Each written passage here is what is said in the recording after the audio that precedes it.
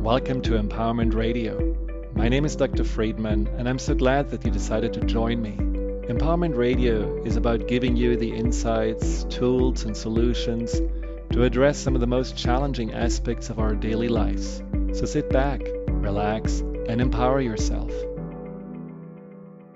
We are talking about intuition, medical intuition, how to use intuition to heal yourself. And I'm here with Wendy Coulter, who is a medical intuitive. And we just before the break started talking about what is intuition. And the question I was asking her in the break is, how do we strengthen our intuitive trust? You know, when I know a lot of people have a sense of a gut feeling, but then they talk themselves out of it, and they do it by saying, well, you know, this is probably just me making it up. And there is a legitimate concern. You know, when I have clients coming to me and saying, you know, I'm dealing really with a lot of chest pain, and my gut feeling tells me it's something serious. Well, is it the gut feeling or is it the fear that says it's something serious? So that is, I think, where a lot of people are struggling. What is my emotion telling me, and what is my intuition telling me? And so, how could you, discern between those two? Well, that when it comes to emotions, we talked earlier, I think, about clairsentience and how one feels things. Well, one can also feel things that one's own body is trying to tell them. So our Yeah. bodies are constantly talking to us. And the practice would be to discern, number one, what is my body trying to tell me? Number Mm-hmm. two, what is my own emotional state around this? And certainly number three, what is the best way forward? you know, which would be go see your doctor, of course, just to make sure. But your story in the beginning of the sciatica was the perfect example of this. Actually, your body was expressing something to you, and you were able to discern that there was an emotional component to it. So what I But suggest. would you say that when you have an emotional response to, like, oh, this is probably cancer, that's what people saying, is my intuition telling me this is cancer? How do you know that it's the intuition, and how do you know it's a fear? Is it just the emotional charge behind it? Is the intuition usually more neutral and more, faster than the anxiety that just tells a long story about, the what ifs? How would you see that? Well, that is such a good question. If we're talking about working on ourselves, Yes. anytime the body is in distress of any kind, whether it's obvious or not obvious, something will be happening in the energy field and the emotional field, and we'll be experiencing something whether or not it's conscious. So, look, the best thing I can tell anyone listening to this is if you have a concern, go see your doctor. I mean, that is number one. And you listen, I know that sounds silly, but you'd be surprised how many people are afraid of that. Just afraid of going to the doctor. And I Sure. always encourage people to go get testing done. But many people who come to see a medical intuitive are people who've had all the testing, as you mentioned earlier, and it's been inconclusive, and they haven't had, a definitive result. So they want to find out what else is going on. And that's really a good role for medical intuition. In fact, my strong feeling is that a medical intuitive should be working alongside doctors, because there is always an emotional, mental, spiritual, if you will, component to any issue, physical issue, always. But there's Mhm. also information physically that may not be picked up by standardized testing. And this is also where medical intuition comes in, because we can discern. A qualified medical intuitive who's trained correctly should be able to discern whatever else is going on in the systems that might be causing an imbalance. So, it can come from many different sources. So if someone is feeling afraid, the first thing I recommend to anyone is breathing. Please breathe. Most of us just stop our breathing.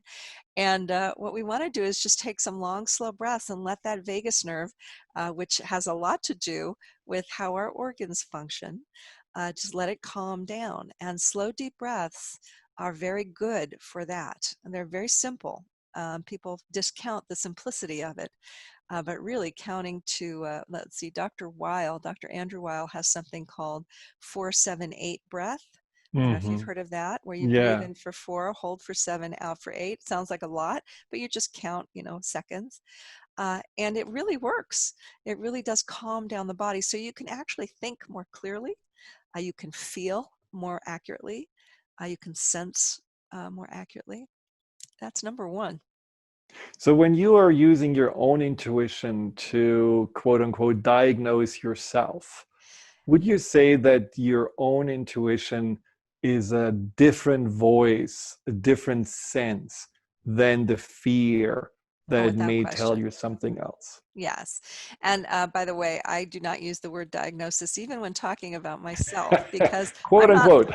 thank you for the quote unquote, because I'm not licensed and we have to practice good ethics. But when Right. it comes to my own body, when I'm asking questions, fear is the number one thing that people go to. So I know that I need to mitigate that for myself right off the bat, or I Mm. won't be able to listen, regardless of whatever I think is my unconscious or the intuition state or whatever. I want to listen to this. I want to listen to my body. Right. And having talked to many, many hundreds of, if not thousands of bodies over the years as a medical intuitive, it's a conversation between the medical intuitive and your body. That is Mm. the conversation. So I want to be able to do that for myself or for anyone else. And that has to be an open line of communication. So a heavy emotion like fear will not help in that circumstance when it comes to me looking at my own body, talking to my own body. Right. For me, working with your body or someone else's body, I have that neutrality. That is part of my training and part of how I train, so that Mhm. I don't get activated or caught up in someone else's fear. And it doesn't matter if they are, I can still use my skills and look and see what there is to see. But for everyone who's listening here that wants to work on their own bodies, there's a couple of things I would suggest. Number one is understand that our bodies have their own conscious awareness. And they will be reactive from that place, or non-reactive from that place of their own awareness. Like in your sciatica story, Mhm. that sciatic nerve was activated due to an emotional, and I'm sure there was a physical component there, but the pain of it, you had talked about being tied to the emotional pain of what was happening for you at the time with your parents.